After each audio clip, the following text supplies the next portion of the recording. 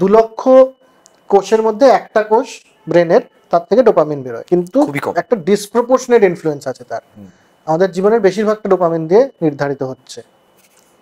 এটা এই যে সেলগুলো এগুলো রয়েছে ভেন্ট্রাল টেগমেন্টাল এরিয়া বলে পেছন দিকে, সেখান থেকে দুটো ধরে যাক নার্ভ এন্ড, এটা আসে দুটো জায়গায় আসে, একটা মেসোলিম্বিক পাথওয়ে একটা মেসোকর্টিক্যাল পাথওয়ে, কিন্তু দুটো ভাবে কাজ করে এটা।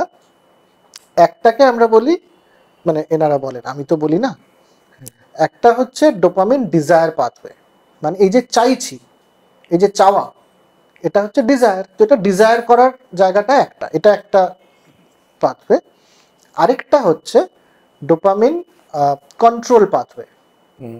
ডোপামিনকে কন্ট্রোল করতে হবে, কারণ ভবিষ্যতের অনেক কিছু তো প্ল্যানিং এর উপর ডিপেন্ডেন্ট। ভবিষ্যতে সবকটাই তো আমার শুধু আনন্দ করলে হবে না, অনেক কিছু প্ল্যান করতে হবে, অনেক কিছু ক্যালকুলেশন করতে হবে, সেটার জন্য একটা আলাদা পাথওয়ে রয়েছে।